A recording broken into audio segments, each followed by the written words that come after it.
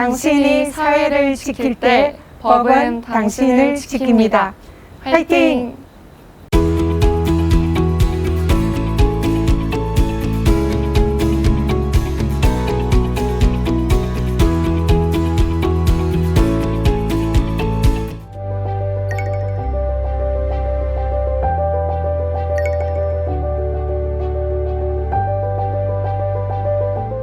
안녕하세요. 국민권익위원회 위원장 전현희입니다. 국민권익위원회가 지난 8월에 공익신고자 보호법 시행 10주년을 맞이했습니다. 그래서 기념으로 공익신고자 보호법 기념 슬로건 공모전을 진행을 했었습니다. 근데 오늘 공모전에 치열한 경쟁을 뚫고 1위 수상자를 제가 직접 만나보는 시간을 마련했는데요. 안녕하세요. 안녕하세요. 서울대학교 조선해양공학과에 재학 중인 강가현이라고 합니다. 와, 이번에 경쟁이 정말 치열했거든요. 그 치열한 경쟁을 뚫고 1위 한 거 정말 축하드려요. 감사합니다. 정말 대단합니다. 짱이에요. 그 슬로건 내용이 뭔지 한번 들어볼까요? 제가 만든 슬로건은 당신이 사회를 지킬 때 법은 당신을 지킵니다 라는 문구인데요. 국민이 사회를 지키고자 하는 그 소중한 마음만큼 법도 국민을 지키고자 하고 또 그럴 수 있다는 점을 이제 한 문장에 표현하려다 보니까 그런 결과물이 나온 것 같습니다. 공익신고자 보호법 취지에 딱 맞는 아주 훌륭한 슬로건을 이렇게 응모를 해주셔서 정말 위원장으로서 감사드려요. 슬로건 준비를 하면서 상당히 많이 준비를 했을 것 같은데 어떻게 준비를 했나요? 네, 슬로건을 잘 제작하기 위해서는 이제 권익위원회가 하고 있는 활동의 취지라든지 또 공익신고자 보호법의 발의 취지 이런 것을 좀 알아야 될 것 같아서 국민권익위원회 홈페이지나 지금 이 권익비전과 같은 유튜브, SNS를 좀 활용해서 자료조사를 통해 공부를 좀 했습니다. 네, 대단합니다. 사실 공익신고자 보호법 이게 우리 국민들에게 굉장히 중요하고 또 우리 사회를 개혁시키고 변화시키는데 아주 중요한 의미가 있거든요. 그런데 아직 많은 국민들께서 잘 알지 못하고 그러다 보니 이용을 좀 못하고 있어요. 그래서 이 슬로건을 통해서 국민들에게 많이 홍보하는 그런 목적으로 이번 공모를 했는데 권익위에 대해서 또 궁금한 그런 점이 좀 있을 수 있을까요? 네, 제가 공모전을 준비하면서 이 역할에 대해 많이 알게 되었는데 그 중에서도 이제 궁금한 점을 좀 모아봤습니다. 위원장님을 뵐 수 있는 기회가 흔치 않은 만큼 좀 몇 가지 질문을 드리려고 하는데요. 첫 번째는 쉬운 거 질문해 주세요. 네, 국민권익위원회가 부패 척결이라든지 국민의 권익 보호와 구제라는 상당히 좀 특별한 소임을 가진 기관인 만큼 대표적인 성과가 궁금한데요. 혹시 권익위원회 대표적인 성과를 좀 소개해 주실 수 있으실까요? 권익위원회 이러면 뭐가 떠오르죠? 권익이 떠오르는 것 같습니다. 그래서 국민권익위원회, 국민의 권익을 보호하는 기관인 것 같은데 뭐 하는 기관일까 하고 아직 많은 분들이 잘 모르시고 궁금해 하시는 것 같아요. 암행어사 아시죠? 공직자들의 부패를 척결하는 그런 조선시대의 관직 이름이죠. 그리고 또 국민신문고. 신문고는 국민들이 억울한 일이 있을 때 나라에 북을 쳐서 자기의 억울한 사정을 도와달라, 해결해달라 하는 그런 역할을 하잖아요. 권익위의 상징하는 마스코트가 암행어사와 국민신문고예요. 그래서 권익위가 하는 일은 첫 번째 반부패 총괄기관. 그래서 우리나라의 공직사회의 부패를 척결하고 그리고 또 우리 사회의 청렴성을 높이는 그런 각종 역할을 하고 있어요. 그 역할의 일환 중에 하나가 공익신고자 보호법이에요. 내부 신고를 통해서 우리 사회를 투명하고 청렴하게 만드는 그런 역할. 그리고 최근에 이해충돌 방지법이라고 들어보셨죠? 네, 들어봤습니다. 네, 권익위 소관 법률인데 공직자들이 공무를 수행하면서 사익 추구를 하지 않도록 막는 법이에요. LH 사태를 통해서 공직자들이 부동산 투기 이런 게 사회적 이슈가 됐잖아요. 이런 일이 일어나지 않도록 근본적으로 예방하고 차단하는 그런 역할을 하는 기관이기도 해요. 또 하나는 신문고. 이제 국민신문고는 국민들의 고충 민원을 해결해주는 그런 기관인데, 권익위는 국민들이 신문고를 통해서 우리 억울한 사정이 있는데 도와주세요 이러면은 그걸 해결해주는 기관이에요. 섬에 배를 띄워주세요 이런 민원, 또 다리를 놔주세요 이런 민원들, 우리 아파트에 통로가 없어서 담을 넘어서 아이들이 등교를 해야 돼요. 이러면 통로를 놔주는 민원 해결, 이런 다양한 민원 해결을 하고 있어요. 또 하나 중요한 것은 중앙행정심판위원회가 이제 권익위 기관이에요. 행정심판을 통해서 국민들을 권익 구제하는 이런 역할도 권익위가 하고 있어요.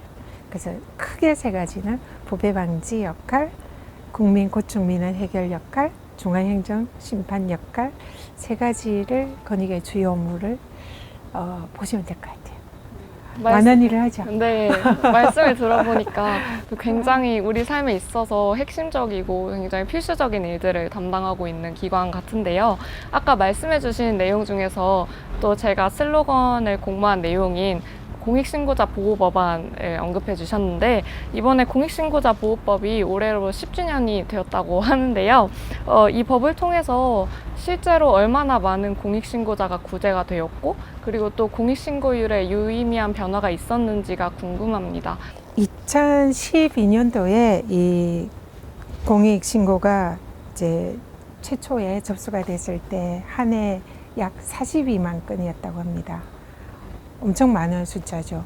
그리고 2020년에 그 숫자는 무려 332만 건 공익신고가 접수가 됐어요. 그래서 10년 만에 아주 많은 증가율을 보였고요. 공익신고를 이유로 해서 이런 징계를 받은, 불이익을 받은 분들이 약 293건 정도가 또 보호조치를 해달라는 신청이 들어왔어요. 공익신고자 보호법은 공익신고를 접수받고 그걸 해결하기도 하지만, 또 공익신고를 한 사람, 제보자를 보호를 강력히 하는 그런 역할을 하는 법이에요.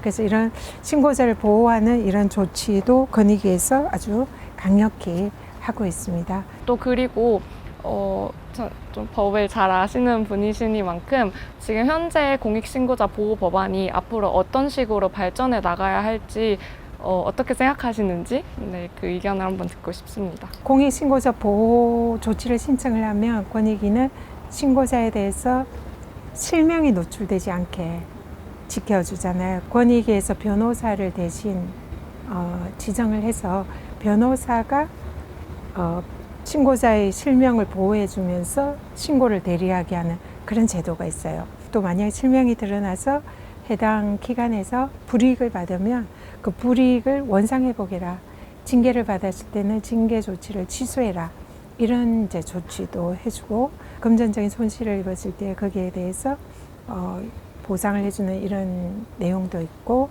부패 행위가 드러나서 그 이제 국가 재정에 도움이 될 경우에는 그 신고자에 대해서 포상을 해주는 그런 여러 가지 제도가 있어요.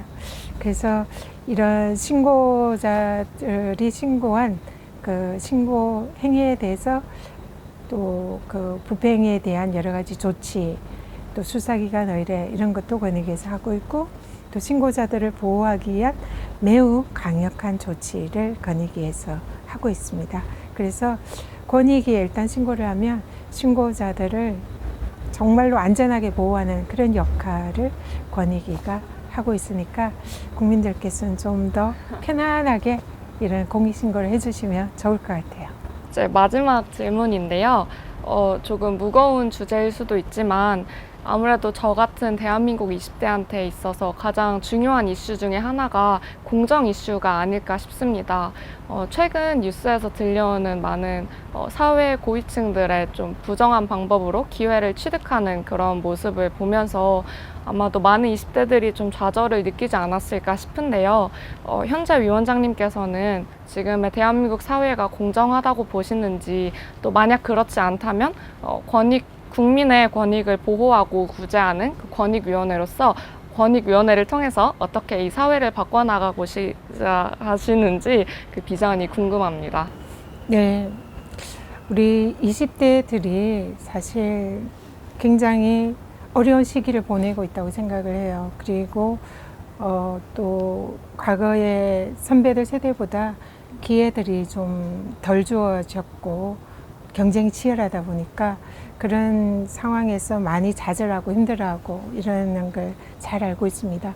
그럴수록 정부나 또 정치권에서는 20대 우리 청년들에게 정말 공정한 경쟁의 질서를 만들어주는 게 매우 중요하다 생각을 합니다.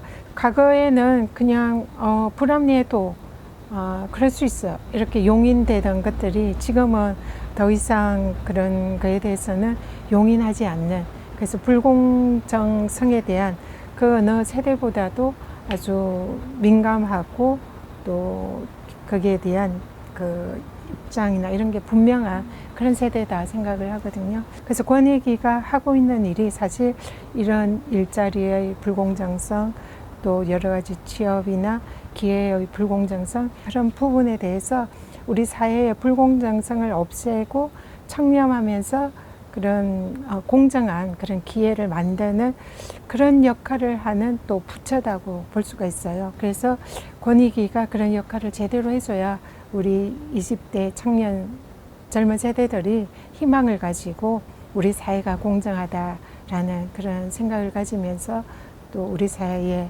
주인공으로 또 활약을 할 수 있다 생각하고요. 그래서 이해충돌방지법 경우에는 이런 또 공공부문의 정보를 가지고 사익을 추구한다든지 그런 부분에 대해서 근본적으로 차단하는 법이거든요.